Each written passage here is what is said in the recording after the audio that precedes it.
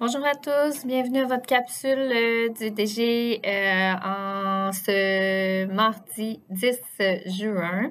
En fait, je vais reprendre les grandes lignes de notre café DG de la semaine dernière qu'on a eu mercredi et je vais également là, vous rajouter un petit point là, par rapport à de l'information que je dois vous fournir. Donc, les grandes lignes du café. Donc, ce qu'on a jasé, en fait, Kevin, au départ, a pris la parole, donc notre chef maintenance, pour vous parler effectivement des projets en cours, tout particulièrement le système de canne sur les toits. Donc, on est pour la climatisation. On est toujours en calibrage, c'est-à-dire qu'on essaie de trouver le bon débit, le bon volume et tout ça. J'ai eu quelques commentaires comme quoi c'était bruyant. Donc, soyez patients. On est toujours en calibration pour ces grandes machines-là. C'est des belles machines, c'est très performant, mais c'est sûr qu'il faut s'ajuster. Ce qui m'amène à vous amener un point en particulier par rapport à la climatisation. Donc là, je reçois quelques commentaires mentionnant qu'on ouvre volontairement les fenêtres à travers la résidence, que ça n'a pas de bon sens, que ça va nuire à notre climatisation. Bon, effectivement, quand on climatise et que ça va bien, les fenêtres qui sont ouvertes, ça ne nous aide pas du tout. Donc, c'est sûr et certain qu'on va faire en notre maximum pour fermer ces fenêtres-là. Si c'est quelqu'un de mon équipe qui les ouvre, tout le monde va être avisé d'arrêter de faire ça. Si c'est des résidents qui s'avancent pour ouvrir les fenêtres, bien, je vous demanderai à ce moment-là votre collaboration. Mais des fois, il y a aussi une raison pourquoi elles sont ouvertes. Donc, je vous demande de ne pas vous inquiéter. Si vous les voyez ouvertes, des fois, c'est juste parce que le système ne fournit pas ou on a un bris momentané, donc on veut faire entrer l'air dans la résidence. Mais c'est très rare. Donc, c'est sûr et certain que si vous voyez des fenêtres ouvertes, peut-être juste aviser la réception à cet effet-là, puis on va faire un suivi là, avec Kevin ou ils vont faire un suivi avec moi, dépendamment de la situation. Donc, voilà pour ce qui est de la climatisation. Merci encore de votre patience. C'est sûr que c'est un gros projet mais dès que ça va fonctionner à sa pleine capacité, donc on va voir la différence pour ça. Ensuite, au Café DG, donc, je vous ai parlé de l'exercice de feu. Je suis revenue sur l'exercice de certification. Donc, j'ai remercié tout le monde. Un gros bravo. Donc, j'ai toujours pas les résultats, mais je sais qu'on a fait ça dans les temps, que ça a bien été. Donc, merci énormément de votre collaboration. Je sais que c'est pas évident de faire ça à tous les ans. Il y en a qui, ça fait 15 ans qu'ils font ça parce qu'ils sont ici depuis l'ouverture, mais ça reste quand même une priorité et votre collaboration est très appréciée. Parce que le jour où on ne souhaite pas, naturellement, c'est sûr qu'on ait un événement comme celui-là, mais ce n'est pas impossible.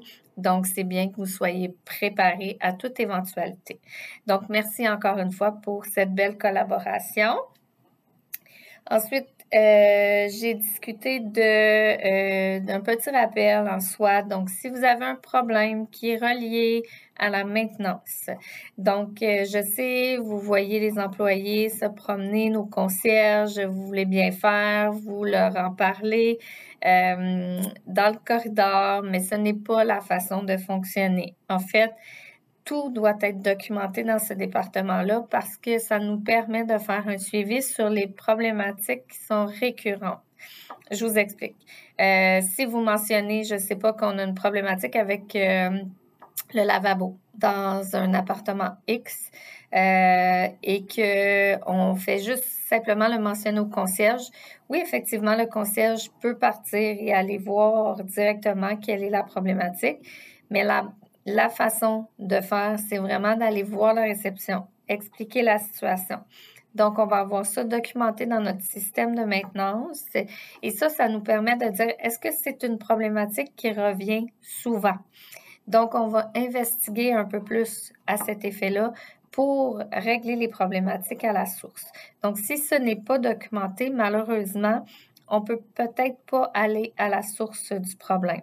Donc, je vous demande votre collaboration. Toujours passer par la réception, faire une réquisition si vous avez une problématique de maintenance.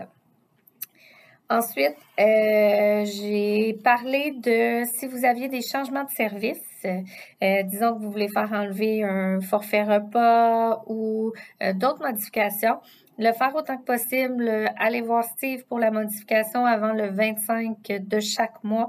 Parce que je vous explique, si vous allez après le 25, mais c'est déjà facturé ou préfacturé pour le mois suivant. Donc, vous voyez le paiement qui passe dans votre compte le premier de chaque mois, mais nous, on a déjà une préparation d'emblée de fait. Donc, c'est sûr et certain que les modifications après le 25, bien, vous les voyez seulement le mois suivant. Donc, si vous voulez changer pour juin, puis que vous êtes venu le 26, pour juillet, vous êtes venu le 26 juin, bien, les modifications, vous allez les voir seulement le 1er août.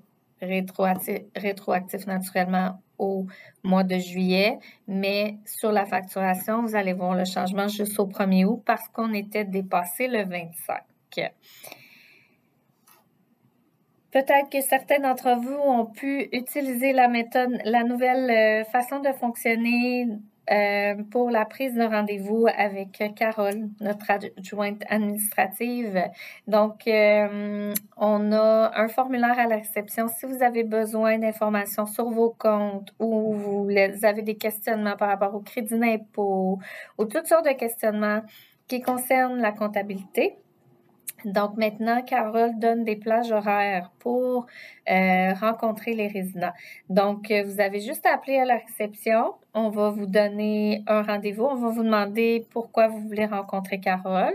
Donc, elle donne des disponibilités là, les mardis ou les jeudis.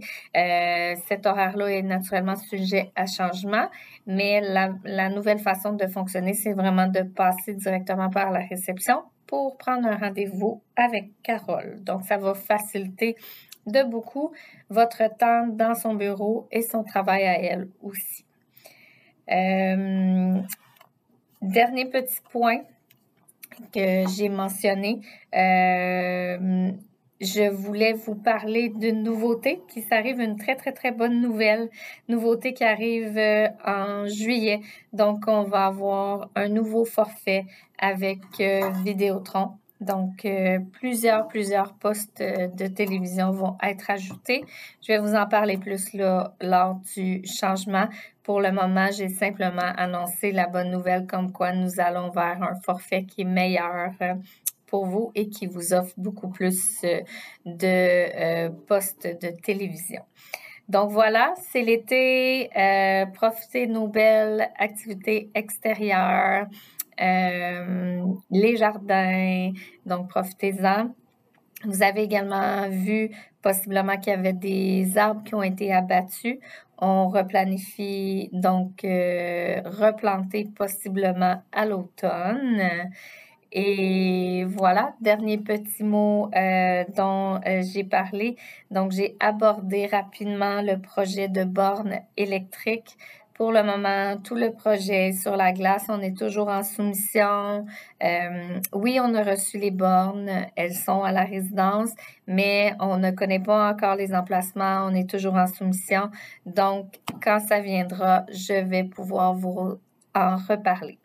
Donc, sur ce, je vous souhaite une excellente journée et si vous avez des questions, gênez-vous pas pour venir me voir. Bye bye!